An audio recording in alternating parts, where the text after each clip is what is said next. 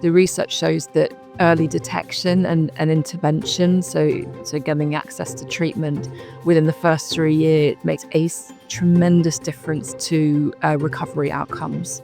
So really being mindful about the way that we express ourselves, the way we talk to ourselves, being compassionate when critical thoughts show up, because, we can't always control what thoughts or feelings show up for us, but we can be much more proactive about how we respond to those thoughts. I think that information is so helpful for people just in sort of listening to, obviously there's so many different signs there, but listening to them, it might be a moment of thinking, oh yeah, some of those things are ringing true for me at the moment. Another thing I think a really, really fundamental aspect of positive body image is from Biggest Loser trainer to counselling psychologist with a doctorate from Regent's University, Dr. Charlotte Ord has over a decade of experience in health fitness, pain management, and eating disorders. A leading voice on body image, self-esteem, and body satisfaction, her work is being featured by the BBC, Sky News, and The Guardian.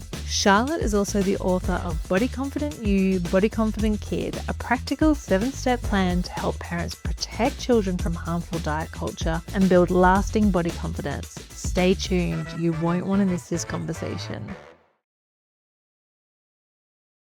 So if we're looking at true prevention, what we're really looking at is shifting those societal ideas. And that starts with our children, right?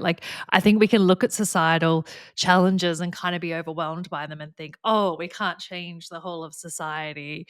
How do we do that? That seems so, abstract, whether it be we're talking about gender or violence or discrimination or whatever it is that we're talking about. But really what we're talking about is individual level change. And we're talking about the way that we talk to our kids and the way that our kids grow up thinking about their bodies. And this is why I love your book so much, because it's starting right at the very beginning. This is prevention at its finest, is when we start with parents who may have tiny humans, or hopefully we have people reading the book before they even become parents. Yeah. People who know they want to be a parent one day, or maybe in that process, and they're starting to think about their relationship with their body and the way that they want to communicate about their body with and their children's bodies with their children. So I know in your book you have 7 steps to creating a positive relationship with your body, so therefore your children can have a positive relationship with theirs, or a loving relationship with theirs. Can you tell us a little bit about those 7 steps? Yeah, so the first one, as I mentioned earlier, is to body appreciation, recognizing that all bodies are good bodies, that it's not about a certain size or appearance. I talk a lot about in my book about visible differences and, not just weight, but also height and, all the different differences that we have in our bodies and that people can feel good or bad about. So also embracing a broad perspective of beauty, what beauty really means, and recognizing that all bodies have beauty in some way, and that we don't have to be defined by these very narrow, often very unrealistic societal ideals that just remain rife. And using kind body language, so really being mindful about the way that we express ourselves, the way we talk to ourselves, being compassionate when critical thoughts show up, because, we can't always control what thoughts or feelings show up for us, but we can be much more proactive about how we respond to those thoughts. So, for example, if I have a thought of, oh, I look so ugly, I can go, okay, there's that ugly story. It's okay. You're okay. It's okay that you don't feel all right today. What do I need right now? So we start to meet ourselves with compassion, and also be much more mindful about what we express. Because, even if we're talking about ourselves, if we're really depreciating ourselves, then it's sending the message to everyone around us that there is an okay way to be and a not okay way to be. And, that will include your kids too, of course. So just being really, really mindful about what you share with others and what you expose yourself to as well, because you can't always control what other people say or do or think. but you can vote with your feet. You can decide to leave a conversation or create some space or divert the conversation. So being mindful about those things. Another thing I think a really, really fundamental um, aspect of positive body image is recognizing your worth as a person and the things your body can do for you as opposed to what it looks like. The more we can focus on the functionality of our bodies, the things that allow us to do, the people it allows us to hug, the activities it allows us to take part in, the sights that enables us to see, those things that are really meaningful. And also those aspects of ourselves that are either under our control or that are much more reliable than what our bodies look like. Because, as we age, as we develop, our bodies change, and that's really not that in our control. Then it starts to reduce the importance of our aesthetic, our visual appearance. And so it becomes much less fundamental to our sense of being okay. Being media literate and having digital literacy and being critically aware online now more than ever is so important. I think that's a really important skill for kids to learn so that they're able to navigate the internet as safely as possible. Having an understanding of what's been AI generated or how many how many hundreds of takes a certain reel or photograph has taken to look that perfect, how doxed images have been, how not everything you read is true. Those kind of things can be really protected because they are out there and you cannot, you can't protect yourself, let alone your child, from being exposed to those things. But you can arm them with the tools they need to be able to withstand them and be buffered by them, so they have some resilience. And that's something that we also can work on for ourselves too. That's such an interesting point. Like, just when you were talking, I was just thinking about that because I think when we think about social media literacy, like we think about all the kind of harmful messages and the more extreme things that Mhm. content that we want to steer our children away from, and using parental controls and all those sort of things. I'm thinking about younger children at the moment. But I was thinking originally, like when you were talking, I was thinking more about teens, but then I started to realize, kids are on their phones from such a young age now, and there's kid influencers, Mhm. that are using filters and even at Yeah. a very young age. So you're exposed to these images that are doctored of children that are supposed to resemble you, but are looking different on a screen. So it's fascinating because I hadn't even thought about that myself. That having those conversations like from a very young age about how film works Yeah, and how absolutely. those kind of filters and video angles are set up. Because I think it's something, honestly, as a parent, you don't think about. You sort of start to think about this stuff as kids are in their teens, as opposed to recognizing that kids are exposed to this stuff at a very young age. Yeah, and also being mindful about how bodies are being portrayed, even in kid culture. Are there a full range of bodies being represented? Mm, Are the less able bodies being portrayed in a empowered way? Are there fatter bodies being shown being athletic, or are they the subject of disparagement humor, which certainly mm, was the case when you and I are probably growing up, and definitely. and just naming that when you see it, so that kids start to be critical about what they're seeing and not just absorbing this information like it's just how it is, like it's a truth, because those things are gonna cross their path. And actually, if they have these tools in place, then they'll be much more likely to withstand that and to be less impacted by it. As well as having, I think, just having a general security, attachment security, and a fundamental sense of I'm okay, I am loved, I'm accepted, I belong. I think when kids have that fundamental faith and trust in their kind of close bonds, then they're also much more able to withstand. It doesn't mean they're going to be completely protected, and I think that's so important to say, because I work with so many parents who feel like, what have I done? Why is my child struggling with this eating disorder or depression? And actually, parents aren't to blame for this. Sometimes, of course, our parents can cause trauma, but it's so unhelpful to adopt that perspective. And parents, I think, are in such a great position to be able to support their children through those difficulties, as well as being able to work on these little things that I think do help to build resilience and help to buffer against harmful messaging. Absolutely. It doesn't mean you are necessarily part of the problem in order to be part of the Mm. solution. And I think that's such an important message for parents to understand, that it's not about saying, "Hey, you did this wrong," but it is Mm. about saying, "Hey, there's these things that you can do to help your child." And I think you're absolutely right. In eating disorders, or in any situation where kids are Mm. struggling, parents can really get caught in blaming themselves for what's happening, which is a really hard place to be.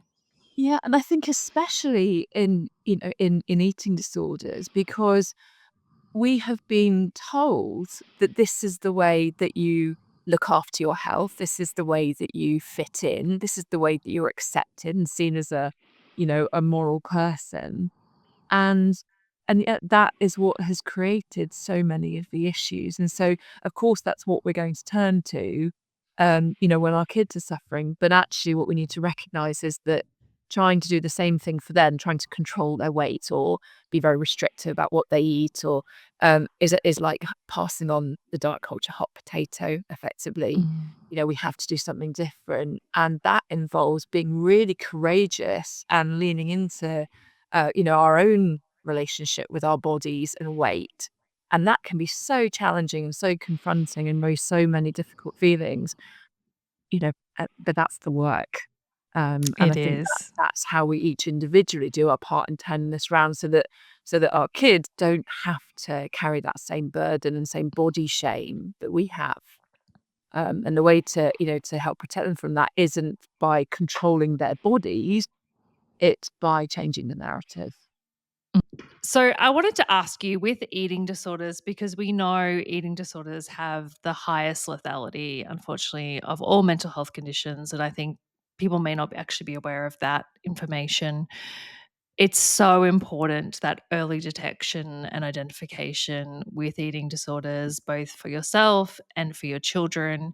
And I know, having done a placement in my training where I was at a children's hospital and eating disorder clinic, that parents do struggle to identify what some of those early signs are. So, we talked a little bit earlier about that difference between normal kind of body dissatisfaction stuff that comes up. Not that we're saying that that's not stressful and painful, that obviously Mm. is, but the difference between that and an eating disorder presentation where we really want to try and get help quite quickly. Can you tell me, what are some of the early signs that we might see with an eating disorder?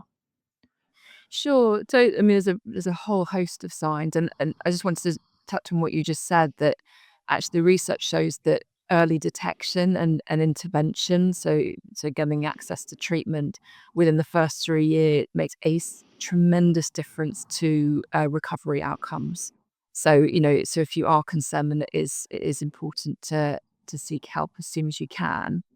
So cognitively, things like a preoccupation with weight, size, calories, body shape, those sorts of things, a shift in mood, an intense fear of gaining weight, um, having a disordered body image. So if your child or someone that you care about, or yourself even, is seeing their body in a way that other people aren't, that's often a red flag. Having anxiety around eating, perfectionism is often very common, and changes in mood as well. So if someone's feeling or appearing to be much more anxious or low in mood, then those can be signs.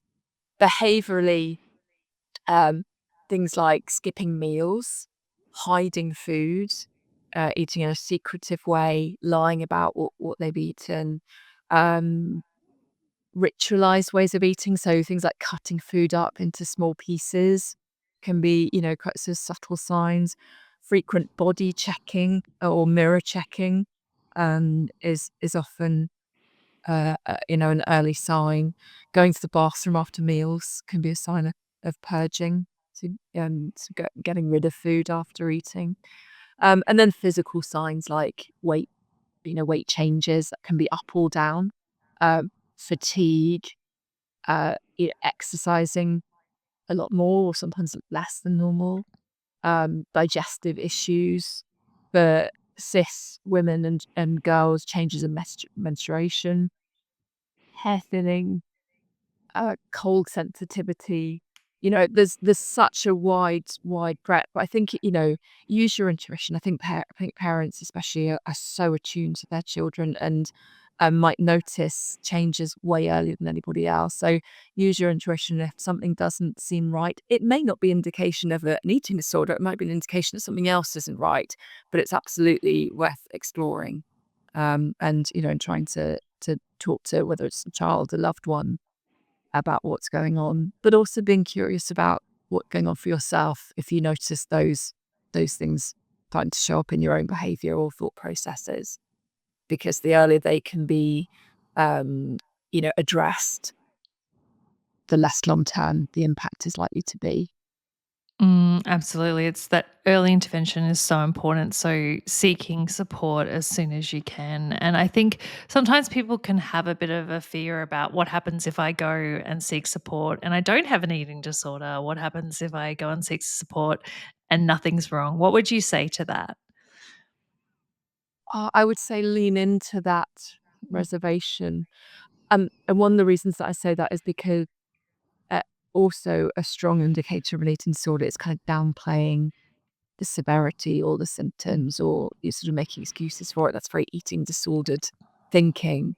And so if you have a concern, lean in, and because that's what you deserve. And it's always a good idea to get support. And it might be an indication of something else, not necessarily Mm. eating disorder, but just to get that reassurance that, you know, that you're looking after your health in the way that, you Absolutely. deserve. And even if you do go and it's not that, maybe there is some other support you need, maybe there isn't. There is no negative outcome of going and seeking help. No one is ever going to say, "Oh, why did you come?" That's what we're there Absolutely. for. So, Yeah. Yeah. And absolutely if you have a something, yes, concern. something's obviously triggered that concern. So it's Mm. always worth exploring and just checking out. Yes, definitely. Thank you so much for that. I think that information is so helpful for people just in sort of listening to. I mean, obviously, there's so many different signs there, but listening to them, it might be a moment of thinking, oh, yeah, like some of those things are ringing true for me at the moment. So maybe it's something that I do want to look into, or, thinking about my child, it might give them, that reassurance to go and seek that support. So it's so important. I wanted to ask you, what are some of the myths? I mean, we know social media has some great healthy messaging, but there's also a lot of misinformation that floats Mhm. around, and there can be some really not just unhelpful messaging in this space, but really harmful messaging, unfortunately, in this space. What are some of the myths that you've encountered in social media when it comes to body image or body satisfaction? I think a favorite of diet culture and fitness culture is that to be happy and content in your body, you need to look a certain way, or that is the answer to body confidence. I think that's completely the opposite, actually, of healthy body image. The sense that you have to fit a certain body type or shape or weight in order to feel okay in yourself. So that's the first thing. Body confidence comes from within, it really does. And accepting your natural body as it is. Because when we truly accept our bodies as they are and respect them, then, we tend to take better care of the things that we like. And so that that will support your health way more than trying to shoehorn it into a certain way of being that isn't necessarily designed for you, that's not right for you. And linked to that, this idea that there's a right way to eat. There is not a right way to eat because every body is different. Every metabolism is different. Every person's energy requirements is different. Everyone exercises in a different way. Everyone has different food preferences. There is just so much variability. And, some people are vegetarian, some people are vegan, some people, are meat eaters. And there's just so much variability. And so many different ways of eating in a healthy way. And I truly believe that all foods can be incorporated into a healthy diet. But what diet culture has really trained us to do is to stop listening to our own body wisdom and intuition about what we need in the way that babies do. But we're all born with this very innate knowing for what we need and when to stop. But that is sort of trained out of us because we're surrounded by all these external messaging or ideas around what we should be eating or what's right for us, that we start to suppress our own needs and stop listening to our bodies and our own internal cues and start looking externally to what we need. And that's where it all goes horribly wrong, I think.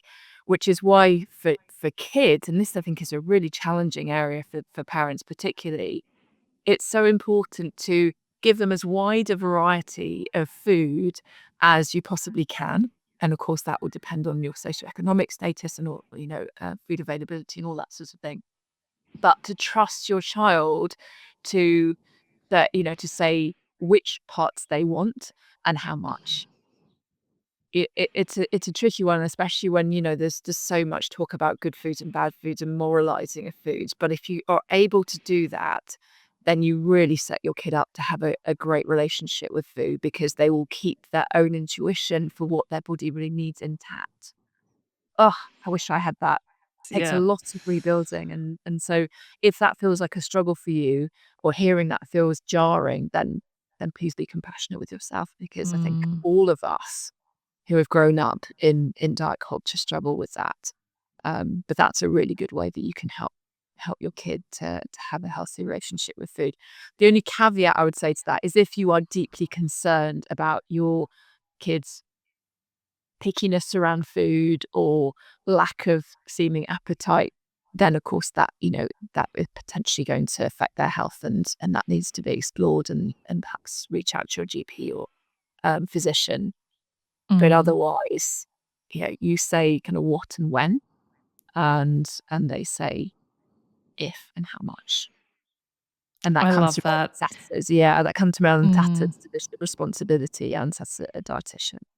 Um, Because I think that really talks to all areas of well-being, isn't it? Like mhm. tuning into yourself and listening to yourself and your body and trusting yourself. Like that is just the fundamental starting point to everything, really. Not only Absolutely. our relationship with food, but our relationship with our emotions, our relationship with others. So I think that's just such an easy takeaway for parents to implement because it affects really all areas of their children's well-being. So I love that message.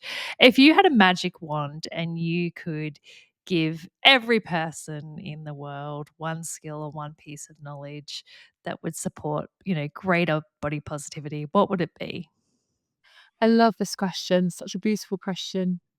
I would give the gift of being able to pause with kindness because I think when we're able to pause with kindness, we can witness our own thoughts and feelings with curiosity, with compassion, and really understand where we're coming from, and I think, and not just for ourselves, but also for other people too. And I just think that would lead to a much kinder world. You know, for me, one of the privileges of being a psychologist and sitting with people and really hearing their stories and where they come from is that every behavior makes sense when you understand where what someone has been through. And, however destructive or dangerous or hostile or no matter what, I've just found over and over again that the more I'm able to sit and really understand what someone has been through, the more everything makes sense. And I think, yeah, if I was in your position, me too, I would probably do exactly the same thing. And I Mm. think if we're able to pause and with kindness and give ourselves that gentleness and that respect, and the same for other people, I think we'd be a lot happier. I love that. It would be a beautiful, beautiful world. I think that is such an important skill to develop in ourselves, for ourselves, and for others, and just to build that kind of world that we want, where people do understand each other, where we can be kind, we can be compassionate towards each other with just such a simple starting point. Just pause with kindness. I love that. Thank you Mm. so much for your time. It Thank you has for been having me. such a insightful and interesting conversation. And I know your book is coming out super soon. So Yeah. when is it out in the public world? When can So people it's get out it? on 1st of May. It's available How for pre-order exciting. currently, but yeah, it's Yep. not published here. And it'll be in all the usual places, Amazon, Waterstones, Richness. So, and it's also available in audiobook as well, if you prefer to listen. And I highly encourage everyone to get it. And I think, I want to say, I know that in a way it's sort of geared towards parents, but I really think it's geared towards everyone, because I think the lessons that we're talking about, of course, we're talking about them in the context of having children, but this is messages that we all need to work on in terms of that Mm. body positivity. And then obviously the second step, the intent there is to change that relationship, for children, for society. We're going full prevention here. Yeah, You yeah, really yeah, are changing the absolutely. world. I love that. Very early prevention focus. So Yeah. I I highly mean, the book is recommend. called Body Confident You, Body Confident Kid, and the real emphasis is on you, Yes. because that's where it starts. That's where it starts. And it doesn't matter actually if you don't have children of your own, if you struggle with your own body image and or you have young people in your life that you care Mm. about, you will gain something from this book and there's something in it for you. So yeah, I think, as you say, I think everyone can take something Would from it. benefit. And I love that change starts with you, because it absolutely does. Thank you so much for your time. Thank you. Subscribe for more conversations filled with new insights, inspiration, and practical tools to create a life you love.